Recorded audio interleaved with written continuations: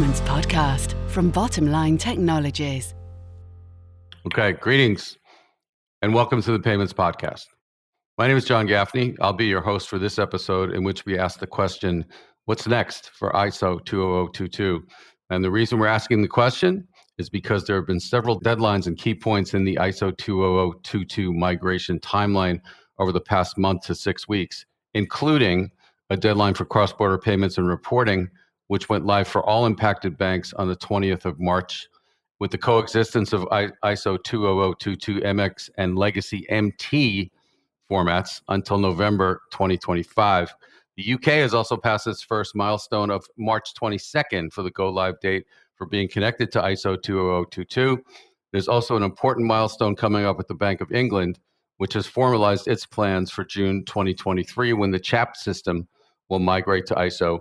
And then in the spring of 2024, the new settlement engine will go live. That's a lot of 200s, but these are exciting times for teams at regulators, financial institutions, and third-party payments providers. They've been preparing for the rich data this messaging format provides, as well as its ties to instant payments. Among those who've been working toward these days and will continue to do so is our guest today, Ed Ireland, who is Senior Market Development Manager at Bottomline. Ed has been one of the key advocates for ISO 20022's adoption and proliferation for some time now. He has more than 15 years experience in the world of payments and financial technology. And Ed, we'd like to welcome you to the podcast. Thank you very much, John. Looking forward to it. So let's get right to it. Let's get to the current state of play. Tell us what the recent series of deadlines means for our audience, as well as the significance of some new milestones coming up in the near future, if you could. Okay, yeah, sure, John. Thank you. The first thing to say, I think, is that broadly speaking, we, and I think the industry as a whole, are pretty pleased with the way that the March 20th beginning of the coexistence period for the SWIFT CBPR Plus messages went. It was a major migration for pretty much all of our customers and for the industry. And considering this is one of the biggest changes to financial messaging for payments in the last 40 years, then we can be really pleased that this migration went pretty smoothly. The other thing to say about it is it's not over. So we're into the beginning of the coexistence period. And I think it would be fair to say that what we've seen initially is a technical migration. So we've seen institutions put a lot of work into ensuring that they can now use XML ISO 20022 messages instead of MT messages. At least they're ready to receive them and to send them when they need to with market infrastructures. So we've seen institutions globally do that. And now what we have is ISO 20022 being the de facto standard for payments, which is fantastic.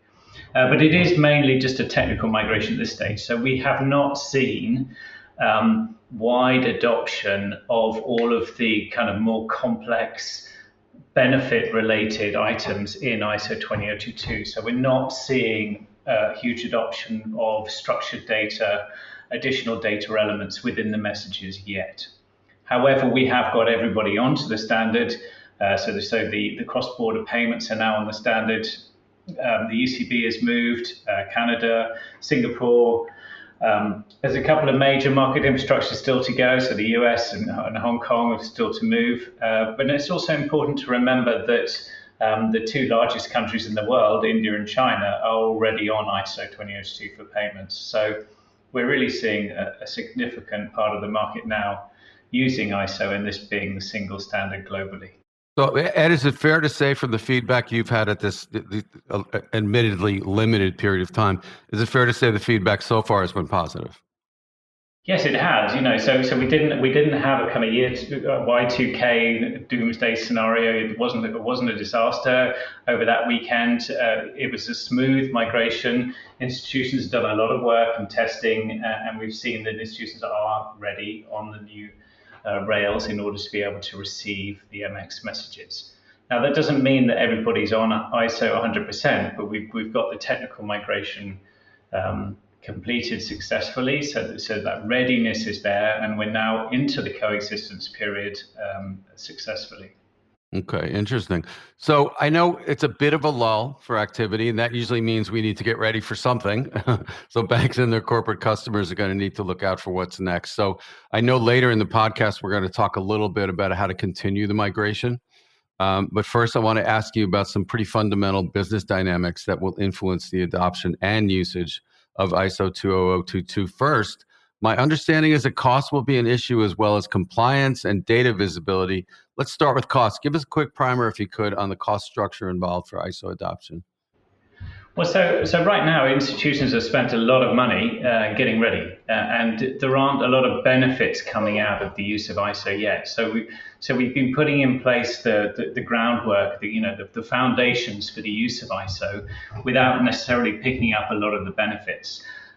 So cost is a major factor for institutions. They've had to invest to do this. But what we will see over time is that by having adopted ISO 20022 and the capabilities, institutions are going to get some cost benefits going forward. And one of the first ones is going to be around expertise and a single standard. So we're now all using ISO 20022. You haven't got to support different standards for the messages. That's going to make a cost saving. And then we're going to look increasingly at where else we can drive out cost and create efficiency in the processing of messages in ISO 20022 to get some more of those cost benefits. Ed, what about compliance? I know there's a compliance standard for ISO 20022, but if I'm a bank, how do I know if I'm in compliance when I use it? What does that look like? Yeah. So when we talk about compliance, there's perhaps two different areas that we think about it. So the first one is, am I using the standard correctly? So am I using ISO 20022 the ISO 20022 standard correctly? That's one form of compliance. And the other form of compliance, of course, is when we talk about compliance to sanction screening, for example, or am I making compliant payments? So if we take the first one, so am I compliant with my use of the standard? One of the risks around ISO is the flexibility that it gives in terms of how much data and how you use that data in the messages. And so there needs to be some consensus amongst parties about how they use the standard, or it could get quite complicated in terms of managing how people use it. So there are very good and defined market practice guidelines for the use of the standard.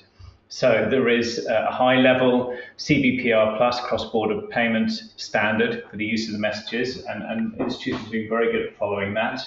There's a high-value payment system standard, and then there are individual market standards for the use of the messages. So there's a lot of work that's gone into ensuring that there's a well-understood market practice guideline for the use of the messages depending on the market and the situation the payment messages are being used in. And so in terms of that level of compliance, that market practice guidelines and the SWIFT maintain a very good database of these market practice guidelines on something called My Standards, which is available to anybody who needs it. So at that level of compliance, it's going well, and that adoption and support for market practice guidelines is great. So the second area of compliance is an interesting one, because in fact it's one of the first areas where institutions are going to see the benefit of using ISO. So one of the challenges that institutions have always faced with processing payment instructions in the old standard was ensuring that the sanction screening capabilities that they had was able to pick up relevant data and pick up exception messages that they shouldn't be processing further. And they got a lot of what we call false positives. So words would flag up within the messages, and you would stop a payment and then have to release it again because it wasn't actually a word in the place where it would be dangerous. Now, with ISO 20022, you can be much more granular and much more specific in how you describe parties and places in the messages. And that makes it much easier to correctly identify information in the messages and significantly reduces the number of false positives that you're likely to get in your screening applications. So where we've seen some of the early adopters of ISO 20022, for example, in the Philippines, and some of the market infrastructures that went early, we can see that institutions have immediately seen a reduction in the number of false positives that they have. And this is an operational cost saving It's a customer experience improvement with better processing of messages and a risk reducing factor as well, because you're correctly identifying actual risk messages and not false positives. Fantastic. That's great stuff. So, Ed, I was surprised at the element of the customer experience in the ISO context. In fact, I read a quote recently in Finextra: the standardization of ISO facilitates the adoption of new services by customers. Customers can consume new data and utilities provided by the bank in a uniform way, one that's easier and more cost effective. Is this how the customer experience can be improved? I don't remember, I don't see a lot written about that, or I don't hear a lot about that in terms of ISO. Yeah, so I don't think you might not be seeing too much about it now, because I think it's early days, and institutions have got to adopt ISO20022 to quite a sophisticated level to start to get that level of benefit from ISO. So you might not be seeing so much of it now. But in theory, it's absolutely correct, because with the additional information that you can pass in a structured way in the messages, then you can have much better visibility on what the payment's for. So I've said in previous podcasts that you want to think about ISO as we're now processing transactions, not messages, not payment messages. So you can actually see, really, this is a payment message, but it's a payment related message related to this type of transaction. This is what I'm doing, and this is what I'm paying. And because you've got that additional level of information, you can then have better clarity on what that transaction is, provide additional services related to it, and also know much more as a receiver about what that payment is and why it's being made. And of course, for the payment providers and the banks that are processing the payments, gives them significantly more visibility on the transactions, and will then by turn enable them to offer more services to those customers. So I'm interested to know who in the company is responsible for this. What are the positions on the org chart that are responsible right now for implementing and developing ISO, and how might that change in the future, Ed? Yeah, so again, this was an interesting point, and so right at the beginning, that was an important one, and it was important to understand the answer to this question, because if you saw it just as an IT project, there was a significant danger that you would miss the benefit of ISO. So you might successfully implement a pure IT project for ISO and miss all the benefit, and also potentially design yourself into a dead end with the way that you develop the standard.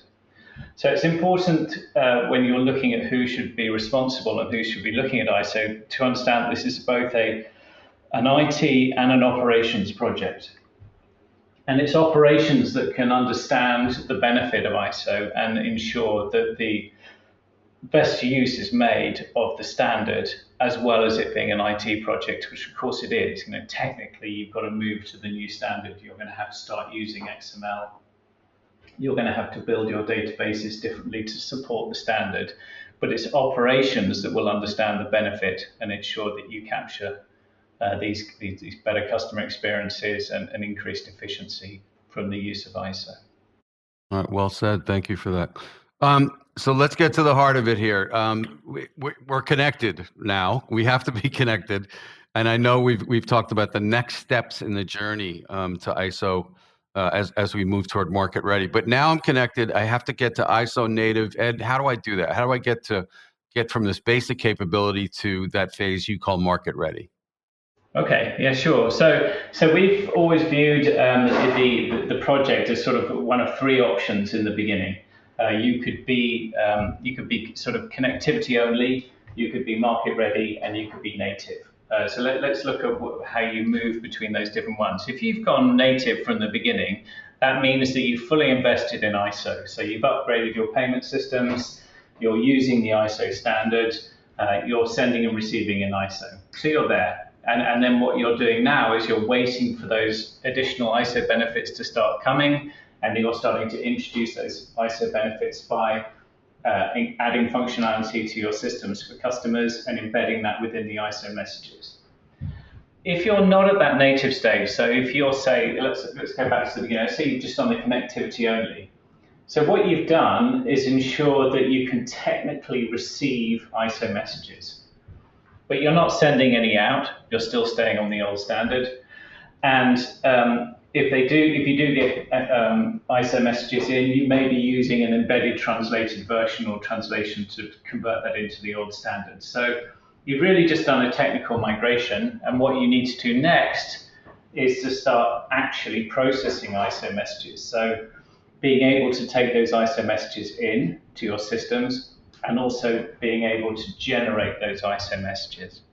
And remember that if you were in Target 2, you would have already done this. Some of the market infrastructures that had a hard cut over to ISO, you'll be doing this already. If you're in the coexistence period that Swift is running for the next few years, you might not be. You might still be processing MT, and you've got to start looking at how you process MX. And then, so once you start to look at how you process MX, you've got to look at, well, maybe you're still not ready to ingest ISO20022 into your systems, so you need to put in place a translation there. So you need to convert the old standard that your system is processing into the ISO standard that you want to send out and receive from the market. So that's the exercise that you've got to do if you're right back there at the beginning. Okay, so market ready, I am able to access all the power of this format and all the things that it affords me, correct? Yeah, I think partly. So you're ready if you're native. So if you're market ready, you're a little bit limited in what you can translate between the old standard and the new. I see. Okay. All right. Hey, that wraps up this episode of the Payments Podcast. We've been speaking about the next steps for ISO20022 messaging protocol. My guest has been Bottomline's Ed Ireland. Ed, thanks for joining us. Thank you. Thank you very much, John. Always a pleasure. Please join us next time wherever you listen to podcasts. We're available on SoundCloud, Apple, and Spotify podcast platforms, and we'll see you next time.